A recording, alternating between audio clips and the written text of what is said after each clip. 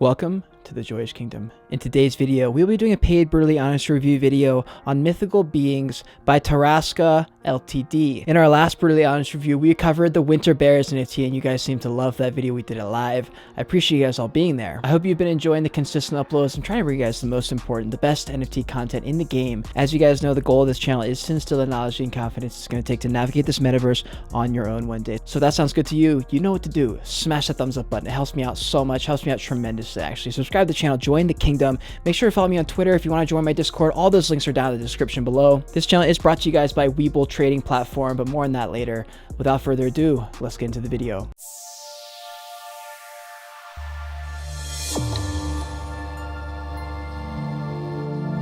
So this project is a blockchain-based card collection game by Tarasca Ltd. That's like the company that makes it, and this is the game they made called Mythical Beings.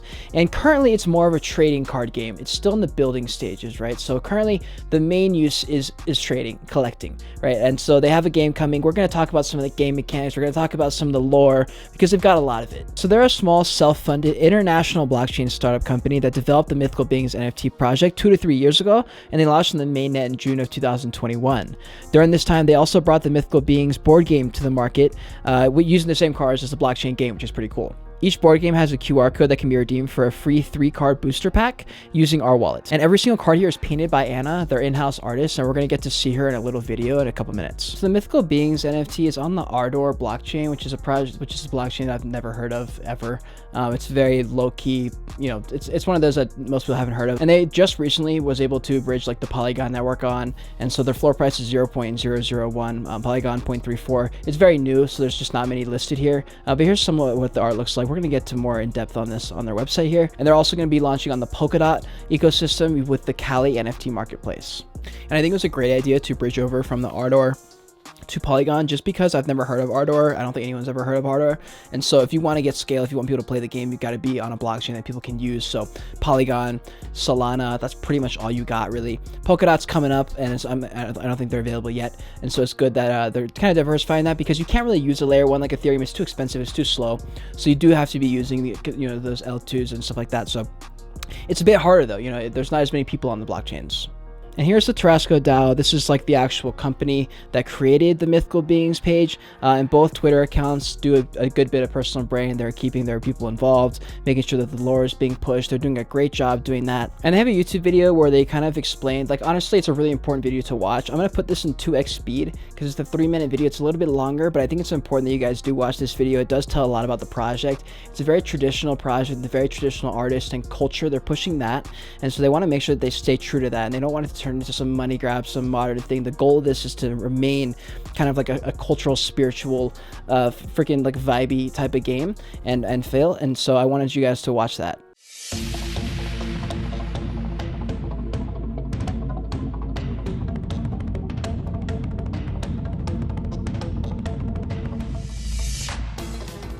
As criaturas fantásticas do mundo son unha parte esencial da cultura dos povos, e sin embargo estamos vendo como están sendo esquecidas ou sendo desvirtuadas pola industria cultural. Nos quixemos destacar a inmensa riqueza que conteñen e ofrecer unha mostra da diversidade cultural do mundo. Por iso as ilustracións e a recollida da documentación están feitas como nos suelen facer as cousas hoxe, non? Con cariño e sin estar pendente das obras que se dedican. O diseño de cada criatura está basado fielmente na descripción que aparece nas lendas. A estea está composta con elementos asociados á criatura ou coa paisaxe que habita. Cada ilustración coida moito de ser respetuosa e de achegarnos á estética tradicional da súa cultura. E logo cada carta vai acompañada dun texto onde explicamos un pouco o significado dese mito para o pobo que procede. O meu principal desafío foi diseñar un xogo que fora emocionante, divertido e que estivese baseado nas ilustracións de Ana. Coa miña experiencia en diseño de diferentes tipos de xogos e diferentes temáticas, apostei por unhas mecánicas sinxelas, pero ao mesmo tempo efectivas, como poden ser a xestión de man, un pequeno comercio e tamén un pequeno draft que é co que se comeza o xogo. Criaturas míticas é esencialmente un xogo de confrontamento entre 2 xogadores, cada cal escolle o seu propio tipo de 3 criaturas.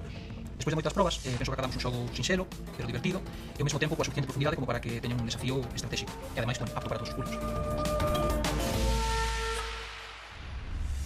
Mythical creatures wake up all over the world, from the jungles, deserts, lakes, the depths of the ocean.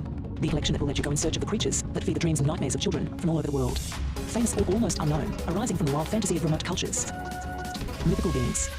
Okay, so I'm editing this right now, and this is totally not related to the review, but just from a purely artistic and like human to human level, this is fucking cool. And I have like so much respect for the artists and the team for just like attempting something like this and just doing it. Like starting a card game, I just like, I'm such a fiend for like Yu-Gi-Oh and Pokemon and all those games. And so like Just saying this just from like a human level, not on a review level. That's cool. That's pretty cool. Do you see now why I tell you content is so important for your story and for your brand? Without that video, like, you need that video. You need the personal branding bit. Okay, and here's the website. This is the inventory section where all my cards are in. I feel really bad because one of their guys sent me a bunch of their Ignis, which is their native token that they use, in order to show you guys actually how to do the transaction. Unfortunately, I filmed this entire video, and then my laptop crashed and deleted my entire screen recording. So I'm actually having to redo this whole video after the 2-minute mark. So I apologize for that. The good thing is, the way to buy, all you have to do is click on this Ignis button up here. You click buy cards. You input how many cards you want, how many packs you want, sorry. And then you just you type in your password, you click submit, and then it does it automatically for you. And then the way you get back to it, you click over here, you go to your inventory, and this is where all your cards are gonna be. So pretend I just clicked buy and I actually bought them. I did buy like about 3,000 Ignis worth, which was like 12 packs maybe or something like that. And the goal of this is basically to get to 38, right? You want to get a complete set. What can happen sometimes, you get a duplicate. If you get duplicates, the good thing is you're able to combine those duplicates with some of your Ignis token and re-roll a new card essentially. And so it's kind of cool they're able to do that. And so you scroll through here, you got all your options, you got all the cards that, you know, complete the set. It looks like I didn't get a complete set because I'm missing one card here. And it kind of shows you what you've got. You've got different rarities. So they've got common, rare, they've got epic, and special. So let's just see if I got any specials. I got 2 commons, common, rare. I got a rare one. Common, rare. I got another rare. Oh shit, I got an epic. I got an epic right here. That's awesome. Common, rare. That's my 3rd rare.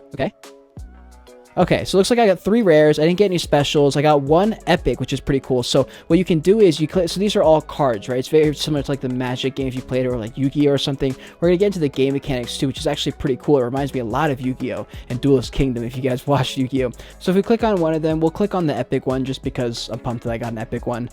So it's called Senna Hail, I guess. This is where it originally came from, the inspiration. They like to just show kind of where the original, you know, just paying respect to the culture and all that stuff. So that's pretty cool. As you guys saw from that video, that is kind of the vibe they're going with. You get a bunch of the lore, you get some of the culture, you get to see where in the world it came from, and all that jazz, and it's pretty cool. I like that. There's also a marketplace where you can go here and figure out which NFTs you didn't get to complete the set, essentially. And the goal is to get a complete set because you're able to take place in their jackpot, which we're going to talk about in a second. But yeah, this is where you can go find any of the NFTs that you weren't able to complete the set. And here's the jackpot. So currently, there's 71,000 Ignis in here, which is equivalent to about $1,000. And if you have a complete set, I only have 21. I would have to get all 38 to be able to participate in this and get a fraction. I'm not sure exactly how much you get out of this, but you do get paid out. Also, depending on how much you're into this game and how much effort you're putting in, how much time you're spending in, you can get paid out dividends also, which is kind of cool. So the jackpot here is 60% of all the sales that are being circulated throughout. And every 3.5 days, there's about 20 hours left in this one. Every 3.5 days, it pays out dividends to people who do participate and have all the full set, which is the goal of this essentially. Currently, it's a collection-based project. You want to collect all 38 of the cards. You're able to participate and get some of this jackpot. And there are 10,000 commons, there are 5,000 rares, and 2,500 epics with 250 special cards. And the special cards actually give you out a dividend. The Tarrasque Season 1 pays 10% of all card sales as dividend. Also, if you were here like way back in the day when they first launched, every 3.5 days forever. The Grootslang, which is Season 2, pays dividends in Gem, which is another token they use. You get 3,000 Gem each 3.5 days among all card holders. The Gem is a new in-game currency they'll use mainly in their play-to-earn game that are coming up. It's still in beta currently, so we don't have access to that right now. They'll also be using Elixir, which is another add-on that'll be kind of part of the play-to-earn ecosystem. So yeah, some people are collectors, some people use the DEX market to try and profit and do flips and stuff like that. Some people try and buy as many booster packs as possible to try and get in all the jackpots. And so yeah, there's a variety of different people who are in this kind of project. Also, the complete game and wallet is totally decentralized, no server that stores any user data. Everything's handled by many different smart contracts on the Ardor blockchain. And if we pop in their Discord, they need a lot more work here. I did say on Twitter, if you guys follow my Twitter, that I need to be a little bit more harsh on projects. I feel like I was just kind of going through the motions, just reviewing. I wasn't really offering any helpful criticism. This is the main bit of criticism here I have. They just need to have more in their Discord. They need to have more availability. They need to have more people, more organization, token. It just needs to look a little bit better. And so you need like sections, like mental health sections, like places where people can go. And because you want your Discord, if you guys don't know, Discord is the place to build your brand. If you want to have a brand, you have to be really, really good on Discord. You have to understand this shit. Hire someone if you have to.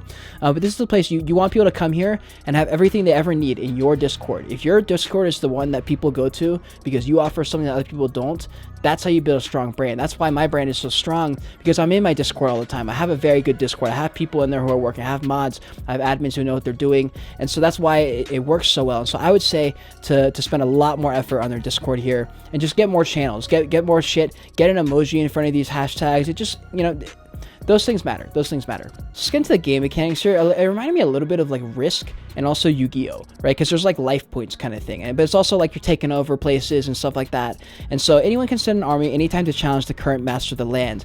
But they need to pay a tribute, which is going to be the Ignis token, and a battle right, which is going to be the gem token. Also, the army must contain a hero, which is an epic or special character, which I just picked up an epic one, so I'd be able to do that. And it provides a bonus to all creatures in battle based on their medium, which is air, earth, and water, or its domain, which is the continent it comes from, which is, you can find, on that, like when you clicked on the picture, you can find out all that information there. Each land has its own characteristics, and there's no perfect team for all lands. Also, the art of combination of beings into the army is where players can make a difference in the game.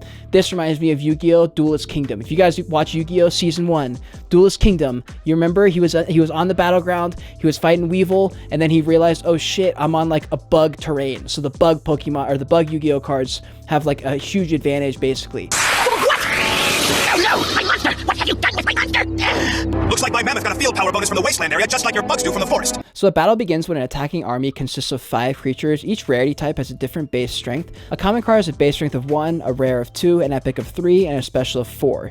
Each creature has a different combination of medium and domain based on its cultural heritage. A common card is not always the weakest card. In combination with the right hero, and depending on the defending army or the use of a potion, a common card can be just as strong as an epic hero. This makes Battlegrounds a very strategic game that depends not only on luck, but the right use of combinations and probability, timing, strategy. The final strength of the creature is calculated based on its base strength and the applied bonus. After that, the battle begins with one-on-one battles, essentially, between the creatures of each army. The order of the one-on-one battles is random. Each creature rolls a 6-sided die, which is added as an additional strength to that creature. The creature that wins the 1v1 battle moves on to the next opposing creature until it loses, basically. So the Elixir add-on is going to be something that you can add to strengthen your army. Winner of a battle is the master of the land and receives the battle reward, but also rewards for holding the land as long as possible. The loser of the battle loses the battle cost, which is the gem and the Ignis token, and a random card of his army to the winning army. This is just like Duelist Kingdom, bro. If you lost your little access card thing, and you need to get 6 or 10 or whatever it was to get access to the kingdom. And so that's also where some of the lore comes from my Joyage Kingdom. It comes from that it takes a lot of inspiration from Yu-Gi-Oh!, Duelist Kingdom, Zelda, fucking all the games that I love. And if you dominate a land, it grants the defending army a special bonus for all creatures in the army that live on the same continent, which is just more incentive to dominate, basically. And here's their website where they have the actual board game here. This is what it looks like. This is what the actual board game looks like. If you're interested, you can go. I'll have all the links in the description for all their shit down there. And so all these cards are basically the same thing that you would get on the blockchain. So you're able to buy these in real life, or you can buy them on the blockchain. And then this is their Instagram page. You guys know I like to see projects diversifying their social medias. You never know where you're going to get supporters from. It might be Instagram, probably not, but it's good to see that they're putting effort here. They're establishing lore. Like they have a whole paragraph behind every single photo. And I'm a big fan of them doing that, because that does emotionally get you involved in the project. You just can't help it, because you just read it, you get to just see a little bit more into the project rather than just the money side of it, like a lot of projects push. So that's going to pretty much conclude this review video. The main 2 bits of brutally honest criticism, if you will, is going to be definitely to spend a lot more effort on the Discord and a lot more effort on their Twitter. They did do a good bit of personal brand on their Twitter. I would just like to see about 5 times as much and a little bit more excitement, I guess, like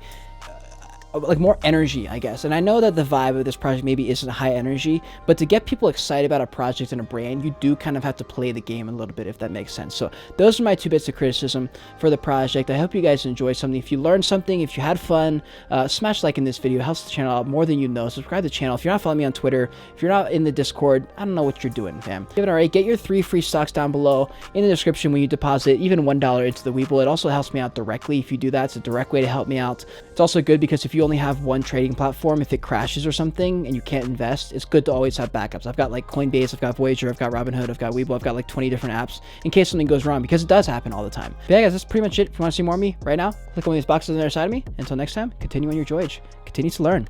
I'm grateful you're alive watching this video.